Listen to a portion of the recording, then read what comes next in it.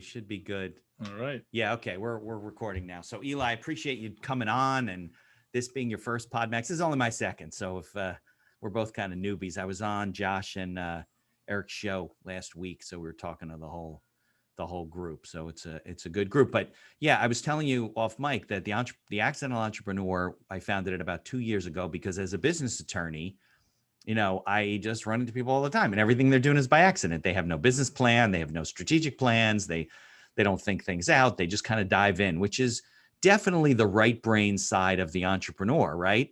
But it leads to a very high rate of failure. So it is what it is. But I read your bio, and I was very interested to hear about your podcast and all the because you basically follow the motivational path, right? You're talking to motivational speakers, and you're trying to bring some joy and motivation to the world, right? So maybe you want to tell me, since we were just introduced this morning, about yourself and your background and all that type of stuff.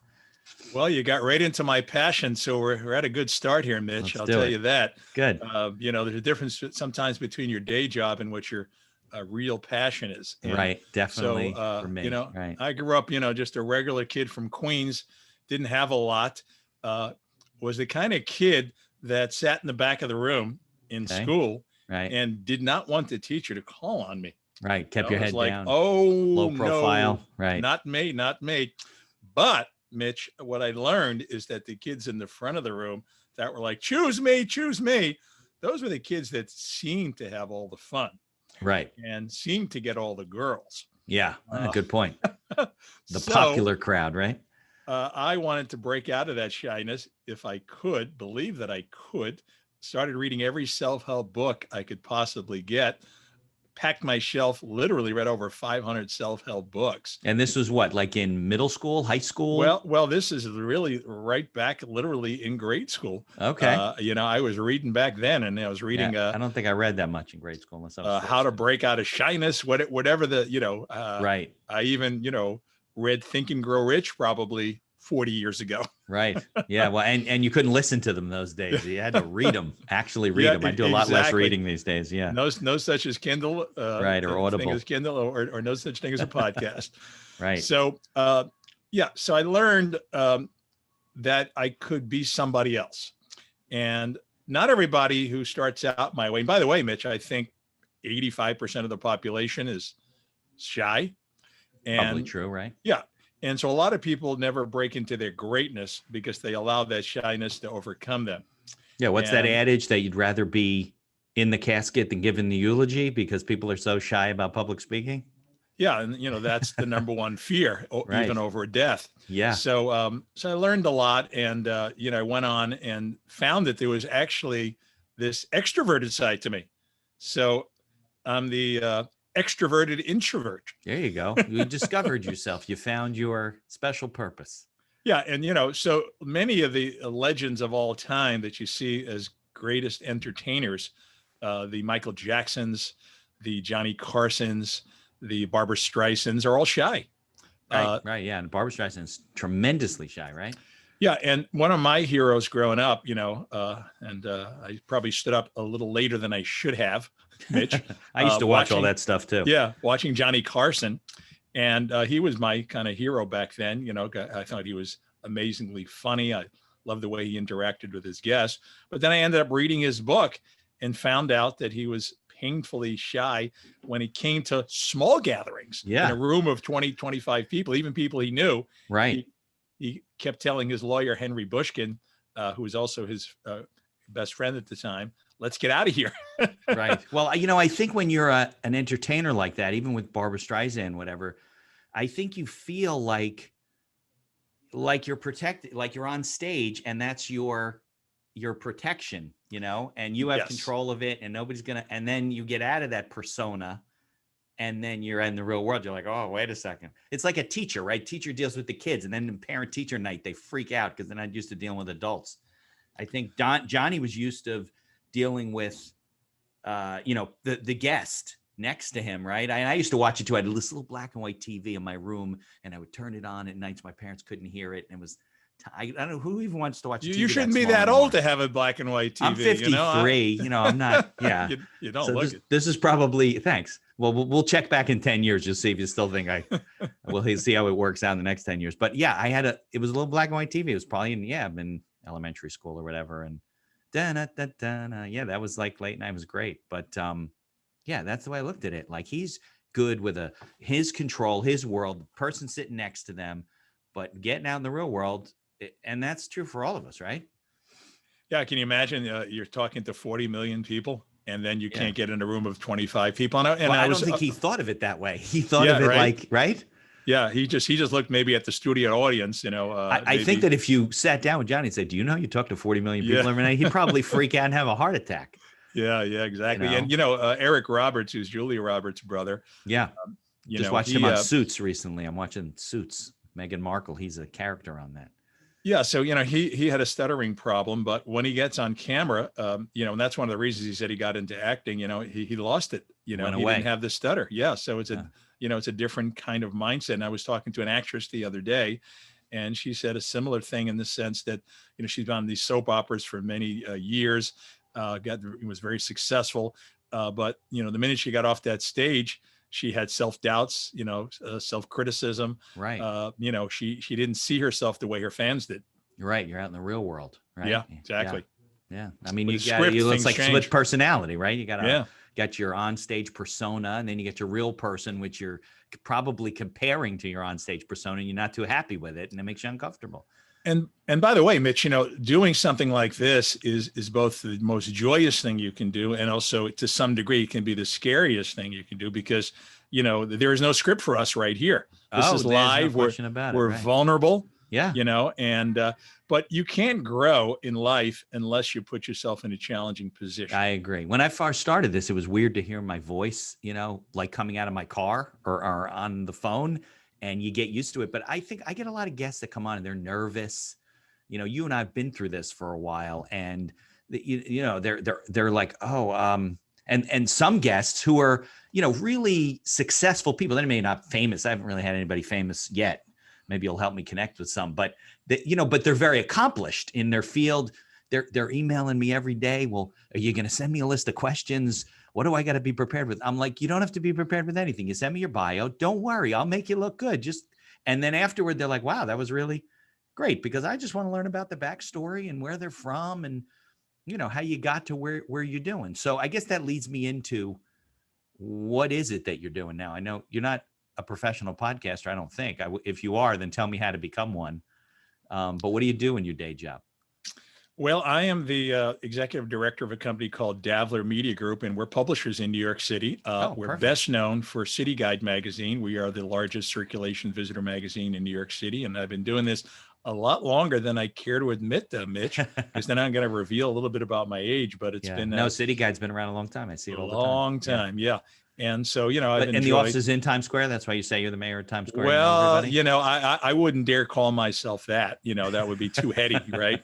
But a Broadway producer went ahead and called me that, and then others started catching on, and then I was a little embarrassed to have that, but then somebody went ahead and made me this wonderful virtual background that said Mayor of Times Square. And people are starting to get a kick out of it. And it's like, something, I have been through Times Square probably more than any other human being on earth. And I have dealt with more businesses in Times Square. So I guess that makes me the unofficial mayor. So the City Guide is somebody coming from out of town. I mean, I can use it too, right? And where's it in all the hotels and the newsstands and everything? It's a free guide paid for by advertising. You got it, Mitch. We are in every single hotel, tourist attractions, in front of Lincoln Center or Columbus Circle, where they have kiosks that provide information to people. But it's also good for New Yorkers as well. Yeah. They think we know everything about the city. We don't know anything. You'd be surprised what most people don't know. I learn something every day, which is what, makes me really a love affair with New York City. Just when you think you know it all. No, it's always, absolutely. And I think as being local, we kind of take it for granted. We don't, people come from out of town, they're looking at everything. It's like when you go to another city, right? You do all your research and you're like, oh, we're going to see this and that, and the places to eat and the places to go. So you don't publish in other cities, just in New York? just here, which is what enables us to really do what we do in New York so good. So we're not, losing focus in other cities, which is a lot harder to do. Right. It's hard to just do something in your own city, let alone try to manage something in multiple Yeah, cities. well, especially New York. But I'm going to take you back a couple of decades, Mitch. Good. Because we got time. Yeah. So we're going to go back to my original passion of motivation. And so I used to sit in all the seminars trying to soak everything up and listen to every motivational speaker, some of the great old legends. And then I decided, something, I might as well start my own company, and I started the seminar center back in the old days. I was a CEO, and I used to fly in all the top motivational speakers and book authors, the Les Browns and the Mark Victor Hansen, who's the number one bookseller in history, nonfiction with the Chicken Soup for the Soul series. Right. I even had Michael Jackson at Carnegie Hall. So had a lot of fun with that. But then 9/11 hit and things got a little challenging. 01, right? That was 01. Kind of gave me a signal that I was burning the candles at both ends. I learned a really hard lesson that working 7 days a week, was not probably a great strategy for balance, life balance. It burns you out after a while. No, that was like an event planning business. Basically, you were setting up you had the forum and the platform, and you bring in the speakers, and 700 seminars a year, if you can believe it. Right, but you didn't run the seminars; it was their seminars. So they ran it. Mark Victor Hansen, he came in and but I had to fill the seats, and that's right. I understand. And then you were basically paying them to come in, and then you made your money selling tickets to the events. Yes, exactly. Got it. Okay. And so, I'm going to tell you a story which I think is going to fascinate the listeners. So Mark Victor Hansen, who again did the Chicken Soup for the Soul series, right. Yep. He says to me the night of the event after it's over, "Would you like to have breakfast with me?" Now, when a guy of Mark Victor Hansen's status asks you for breakfast, you say what, Mitch? Right. Exactly. You say yes. Yeah, of course. So, of course, I went to him for breakfast, and he says to me, "Can you fill up the Meadowlands for me with an event?" And I said, "You mean the Meadowlands with the 80,000 seats in New Jersey?" He says, "Eli, do you know of any other Meadowlands?" I said, "Nope." Right. Now, the reason that question is so vital and such a lesson is it took me probably 10 years to really internalize what he was saying. He's asking me to do what I thought at the time was the impossible. But here's a guy that had a goal to sell 1 billion books. Right. Now, he has sold 600 million. Does that make him a failure? In his mind, I don't think so. Well, no. In my mind, it doesn't. Hopefully not in anybody's mind. You reach for the stars and, You reach for the stars. Now he's not quite there yet. But the point is, he's thinking big. He's setting the bar very high. How many of us set the bar that high? No. If he probably set the goal at 100 million, he probably would have sold not 600 million. Exactly. Kind of a law of attraction, Yeah, absolutely. You kind of get what you think. Mindset. And so, it taught me a lot about setting a very high bar. So anyhow, fast forward about 17 years, to the current time, Back to the Future kind of thing, Right. So I decided, how do I still get my voice out there? Because this passion is still in my head, 24 hours a day. Right. And I just said, put a podcast together. I don't have to deal with filling seats. I don't have to deal, with flying people and putting them up in hotels. Especially with Zoom now. Yeah, I didn't even know what Zoom was until pandemic hit. Yeah, so that was about 2 years ago, you said? 2-3 years ago? Yeah, so a few years ago. And so I decided to put the podcast together, and they said, something, I like simple names, not things too complex. I had a company called the Seminar Center. How about the Motivation Show? Nice and simple, right? There was nothing out there like that? No other name? Nothing like that. And so, there are other people using the word motivation, but right. But it wasn't called the Motivation Show. Right. It was nice and simple. And I decided to bring back some of my boyhood heroes, like a Dennis Waitley, who wrote The Psychology of Winning, which at the time was among the best-selling audio tape programs in history. And so now that's what I do. I bring together not just the famous motivational speakers. I bring other people that add value. It could be alternative health. It could be someone who's really just great at success or understands how to use social media. Sure. And honestly, that just floats my boat. That just makes the endorphins explode in my brain. Yeah. No, I love all that stuff. When I got out of law school, I went to work for some insurance companies because I was into estate planning and tax planning and all that kind of stuff, business planning, which I still do a lot of. And my dad was in the life insurance business, and he used to take me to, all these conferences. One of their world national conferences is the $1 Million Roundtable in the life insurance business, and they would get the best of the best motivational speakers I'd ever seen. And I remember I just eat all that stuff up. And I used to do the same thing. Like, there's not even CDs anymore. It's all streaming. I used to drive in my car with those books, the plastic books with the tapes in them, and you'd finish one, you'd pop one out, you'd throw the other one in. Got a lot of those. Yeah. I love all that stuff. And cassette tapes for the millennials. My kids don't even know what cassettes are. Exactly. Yeah. It's so funny because my kids don't even know. Well, they know what CDs are, but they don't really have them. I remember when I was young and a good friend of mine was getting bar mitzvahed. I tell this story all the time.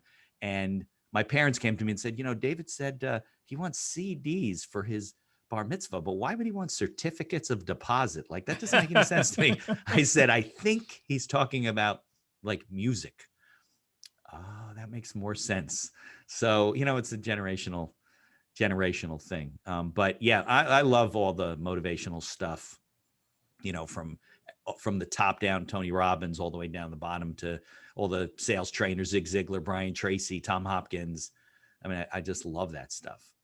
Yeah. And what's interesting about motivation, Mitch, is that it's not something that you just kind of do once or twice or even 100 times. It's really just like brushing your teeth. It's something you kind of have to do daily to keep yourself inspired and pumped up. We talked right before we got on the air here about things that just don't work sometimes. You're preparing and it just breaks down, Murphy's Law. Yeah. And, that's where the motivation comes in, so that when those things do happen, it's kind of like water off a duck's back. It's like, well, that's just life. Yeah, that's the thing. Well, for the listeners, I was having major tech problems this morning. Couldn't get into the show. And the thing's spinning around. I'm watching the clock go up. I'm like, oh, you got to be kidding me. And then we made it on. But yeah, I think a lot of it has to do with being flexible, with what happens. But I agree with you about the motivational stuff. I mean, a lot about the motivational stuff is, sure, it gets you pumped up, but it also gives you perspective where you see people that have accomplished things that you didn't even think were possible in your lifetime. And I remember seeing motivational speakers that have had challenges in their life, physical challenges, mental challenges, health issues, financial issues, and overcame them and did more than overcame them. I mean, really achieved success. And a lot of that helps you, along the way, right? All that stuff helps you with perspective of what's possible. Mitch, many of us think that things only go wrong for ourselves. Things go wrong every day for everybody. Yeah. And sometimes they go wrong 40 times a day. Some people not even noticing it's happening 40 times a day because they're relatively minor. And some people get themselves all bent out of shape. And really, there's an entrepreneur's mindset. And you got to have the entrepreneur's mindset that it's okay for things to go wrong. It's just part of the process, part of life.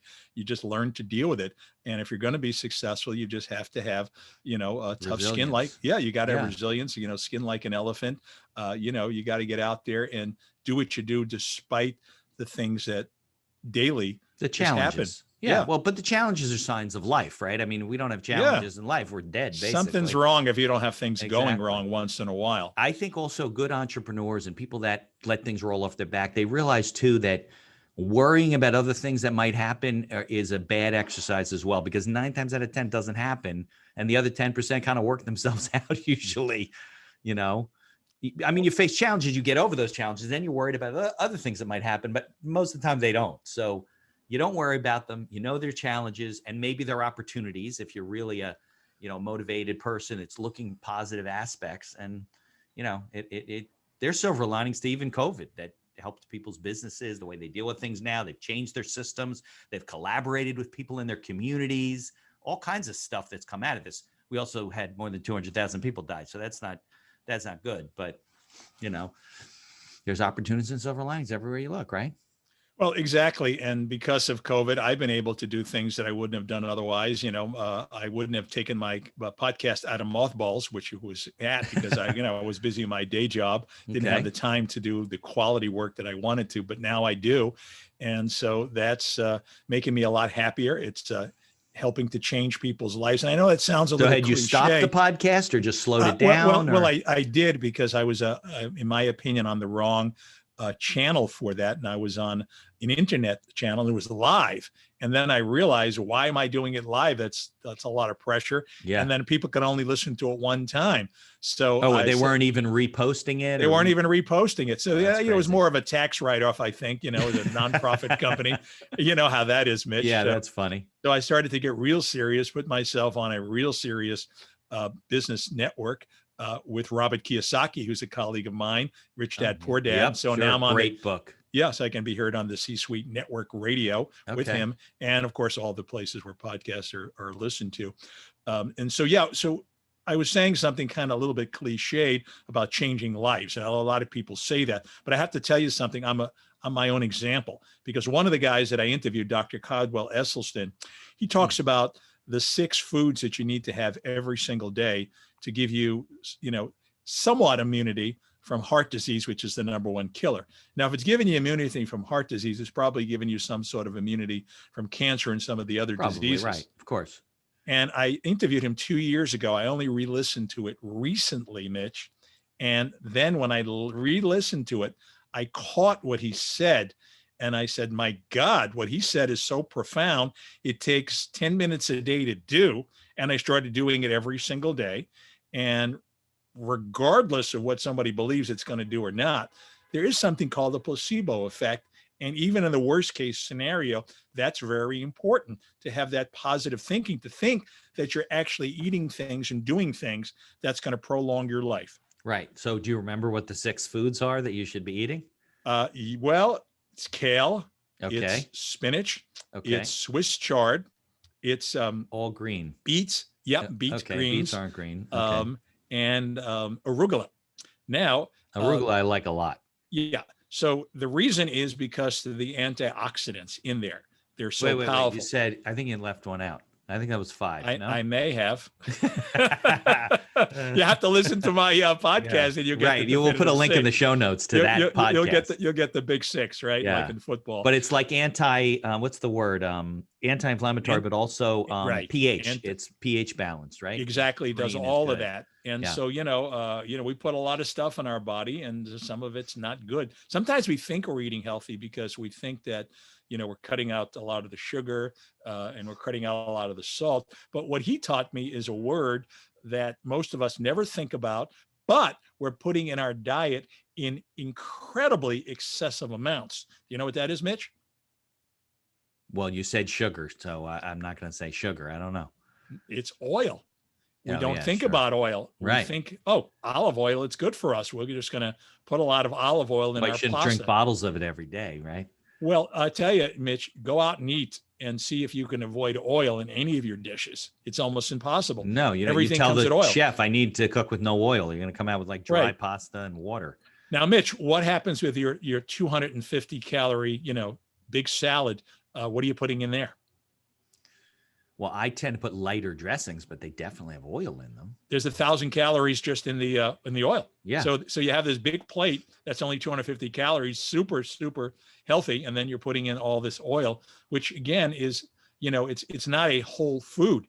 It's extracted from the plant and then put in a bottle. Guess what happens when it's put in a bottle and just sits there for a year or 2? It just changes composition. Can't be good. Right? Yeah.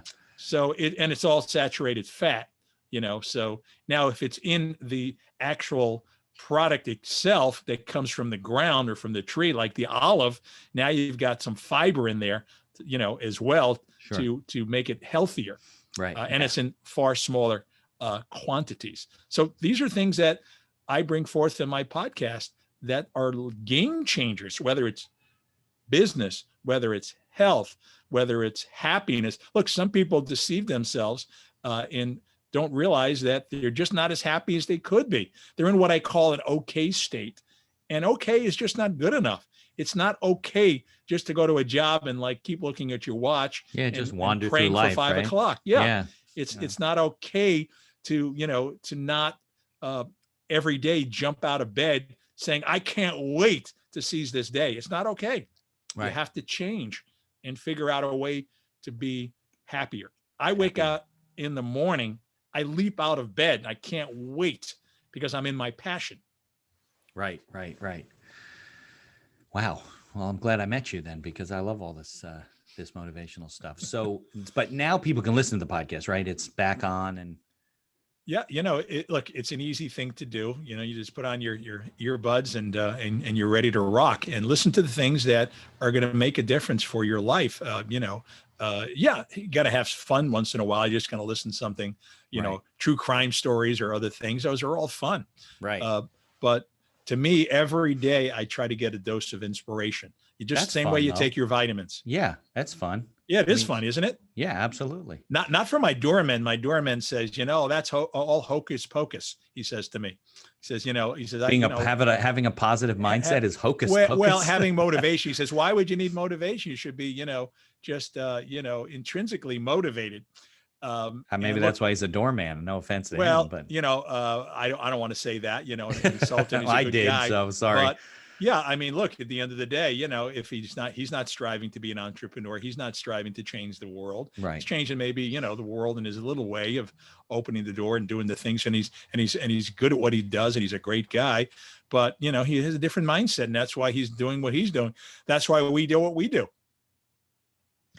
Well, yeah, I think that if he's happy doing what he's doing, that's fine. Yeah, I think he's okay. He's okay. He's going to get his pension. He gets his weekly safe paycheck, and that's fine. And something, there are lots of people happy that way. And my advice is stay that way, because the end goal, the touchdown is not money, as you know, Mitch. It's not getting all the accolades necessarily. Those are nice too. The end goal, the touchdown, Mitch, is happiness. Right. And whichever way you get there. And for you and I, it's a little bit more entrepreneurial. For you and I, it's having a voice, having a podcast. For him, maybe, not necessarily for him, but for others, it's being able to work 9 to 5, get the steady paycheck, go home, watch 3 hours of TV. That creates their happiness, pop up in those beers. And that's happiness for them. And something, all the more power. That's wonderful. Right. I guess. Yeah. It doesn't, I like to have a beer every once in a while too, but I want to have a reason to get up. We all do. We all need to relax, Yeah. Tell me one of the, more favorite and memorable guests you've had that you've interviewed over the years. Well, one of my mentors, and to be able to interview your mentor where you read his book 40 years ago in 1979, which was Dennis Waitley, who wrote The Psychology of Winning. Now, The Psychology of Winning, think about that title. How do you win? Don't we all want to win in life in some way? Don't we all want to win in business? Don't we all want to have more of something? And so he trained the Apollo astronauts. He trained the Super Bowl champions. He trained Fortune 500 CEOs. He trained the Olympic gold medalists. And to be able to get him on my show and talk philosophy and tell him he's one of my 5 all-time great, motivational speakers. And then he returned a favor to me. I don't know if he was just being nice to me, Mitch, but he said, something, you're one of my 5 top all-time people that I've ever been interviewed by. That was nice. And I'm like, well, okay, I'll take it. That's very kind of you. But, the truth is that to be able to fulfill a lifelong dream and to be able to be in his sandbox. Yeah. Is exciting. And a lot of people don't know who he is. Certainly not a lot of millennials may have heard of him. Right. Because, maybe. Older. But for me, he's that giant. Right. It's like who's the giant in law? No one's probably ever heard of them. Maybe Louis Nizer or somebody like that, but the average person's never heard of him. No, they've heard of Alan Dershowitz, maybe William F. Buckley. Yeah. People like that. And I guess Johnny Cochran, because of OJ. If it doesn't fit, you can't quit. Business. Yeah, it's not a celebrities kind of business, that type of a thing. So what kind of things have you learned over the years? If you're gonna tell people things that the message that you think you're putting out there, what's the kind of things you've learned, advice, thoughts? I don't know. We just met, so I want to hear all what goes on in your head. The main thought is that, number one, go into your passion, because the money will follow. you'll figure it out. If you're not in your passion, it becomes a struggle. Right. And if you're in your passion, it becomes play. You don't even feel like you're working. The day just goes by. And it's like, it happens for me. It's like, I can't believe it's 11 o'clock at night. I haven't even started yet. Right. Because I'm in my passion. I'm doing the things that I want to do versus something that I feel that I'm forced to do. Because I get people that tell me, Eli, you know, I got 2 kids at home, you know, I'm paying a mortgage, and it's a risk. And it really is for people. So they're not in their passion. They're, you know, they're not as happy as they could be. They're okay. Right. But they're not in their They passion. feel a little So trapped. Yeah. I say, get into your passion, even if you have to start, you know, part-time, and then grow into it and stay in that passion. And you have to be able to make the sacrifice and give up something that could be really good for something that's really great. That's a tough thing to do. It is. That takes cojones, as you know. Yeah. To be able to give up something that's really good for something that's really great. But that's the only way you can get into your greatness. It's the only way that you can use the almighty DNA that you've been given by the Almighty and use it for the best purpose on earth. Yeah. Get into your passion.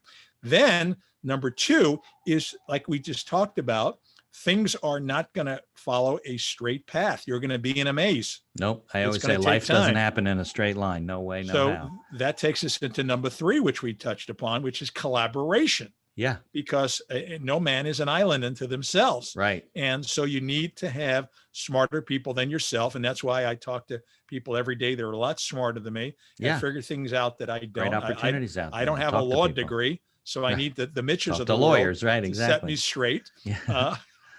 And so through the collaborations that I've made, I've been able to figure out the rest of the stuff. And that's, and how much does that cost you to have a collaboration? It usually benefits you. It doesn't usually cost you anything. Benefits you. And that goes into number 4, which is be a giver. Because in order to ask, you have to give. Yeah. You have to inspire people to want to give back to you. Yeah. I had Bob Berg on my podcast. Yeah. Oh yeah. He's a giant. Yeah. You know? That was a great conversation. But I think your point's a good one. I think that, look, everything's got challenges and struggles. And if you don't love what you're doing, you're going to hate the struggles. So I always say, if you love what you do, if you love it on the worst day, it makes it, you know, it makes it doable. And a lot of people give up because they don't really love what they're doing. And then when they face a lot of challenges, like maybe COVID is a good example, right? People are now facing challenges where they looked around and they said, well, I didn't like doing this before. So what the hell am I going back to do it again? You know, we were barely making it with the restaurant and it was really difficult. And I was working, you know, 24 hours a day, 7 days a week. And, you know, it was supporting our life, but barely. Now I got to rebuild the whole thing. And a lot of people, I think, are rethinking. I even have been reading articles and talking to colleagues at large law firms where older lawyers are like, you know what? I have a book of business. What do I need to travel in the city for? What do I need this big firm for? I got clients and people respect me and I don't need to do this anymore. And I think you're going to see a bit of an exodus from corporate America, you know, big law firms, things like that. Well, that is definitely going to happen, and it already is happening, and that's both good and bad. But like every progress, you know, there's good and bad. The shift, really. You know, and I feel bad for the realtors that own all these buildings that are unfortunately going to have a struggle to fill them because people are not coming back to the office. And I don't know about how the WeWorks. That may be good for them or bad for them, you know, because a lot of people are not going to even need the WeWorks, and others are going to say, you know, something, I had a big office before, let me use a WeWork. So that'll be interesting how that falls out. Yeah, we'll see how that, I mean, it's funny because their model are in like urban cities, you know, and it's this open space. So they obviously can't do that right now. Nobody wants to be in an open space. Not now. And a lot of the people, so there's these smaller franchises and chains that are out in the suburbs, which I think are going to benefit as this urban sprawl happens. It always happens, but now it's speeding up where people are going out. And you and I run a corporation, right? And we got, you know, 1,000 employees. Well, now we can just contract with these locations throughout the tri-state area and take pockets of our employees and plug them into different places and don't have to have office space or a very small office space. Changes the model. Well, I'm going to tell you another fascinating story. I'm going to answer you about a fascinating guest. You remember the chicken guy, Frank Perdue? Yeah. Takes a tough guy. It takes a tough man to make a tender chicken, right? That was his slogan on TV. He was all over TV. Right. He built the #1 chicken company in probably in the world. Right. And so I interviewed his wife. And so the late, great Frank Perdue, and his wife was Mitzi Perdue. And so she told me a story about how they had grown to 20,000 employees. And she came to him one day and she said, Frank, I think we should invite them all over for dinner. And he said, like, we have 20,000 employees. That's Right. How can we possibly do that? Right. And she said to him, we'll do it 100 at a time. And he looked at her like she was an alien. Right. You're crazy. Well, that's Like, how many meals is that? yeah, do the math on that, right? 100 a time, 20,000 plus. It's not 20, it's 200. But you know something? They ended up doing it 100 at a time. And it tells you the value they placed on their employees. Now, who wouldn't want to work for an organization that would put that kind of an effort out and to value them? And she told me another story. You know who her father was? Talk about a pedigree of fame. I don't know. What was her maiden name? That would give it away, right? It would not give it away because the name of the company was not, the name of her father. So it was the Sheridan Hotel chain. He was a co-founder.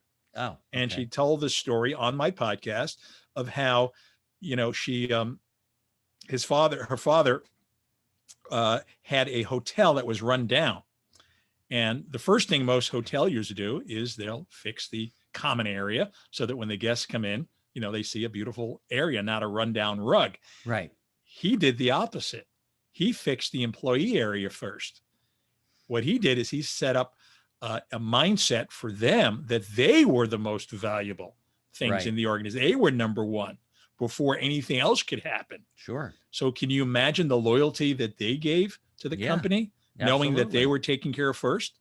Yeah, I have a friend of mine out in Cleveland. She was actually on my podcast, and she's a recruiter, but she works for employers, helping them brand their companies for employment, not for whatever it is they're selling, because you want to get people that not only buy into your vision, but want to work at your company and like your environment and how they're treated. Because I think a lot of large companies, they don't have the mindset as if people mattered.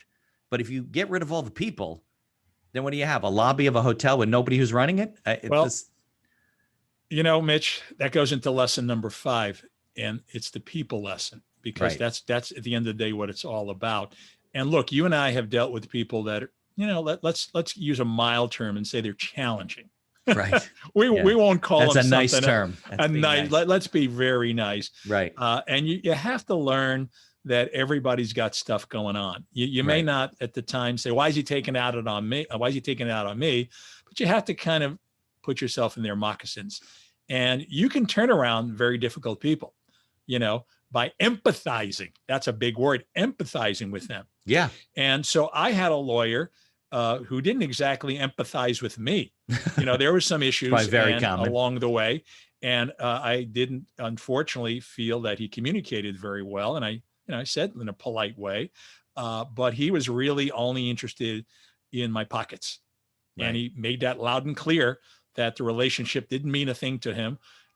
Could care less if I referred anybody to him. What's he doing in law then? That's all about helping people. Well, not for him. It was really about, you sign, his idea was you signed on and this is what you get. And so, and then of course, he could do no wrong or anybody else could do no wrong. Right. So, that's lesson number 6 or 7 here. Right. I don't know what we're up to. Look, be humble and be able to apologize and admit that sometimes, you could have done something better. And you'll diffuse the situation. But so many people want to fight me on every little issue because, in order for somebody to grow, they have to hear where their erroneous zones are.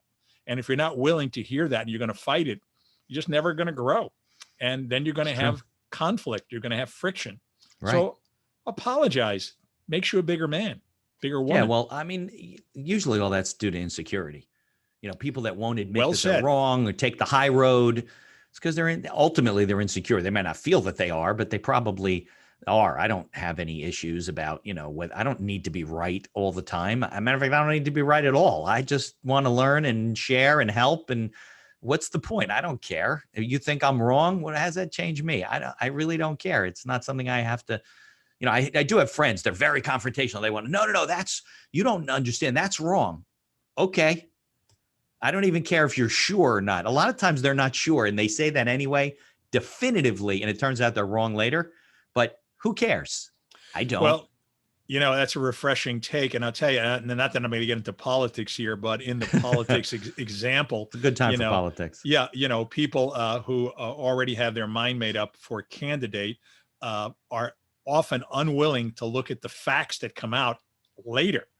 Yeah. And their candidate could do no wrong. Even if they're wrapped up in a scandal, they'll say it's a lie. Right.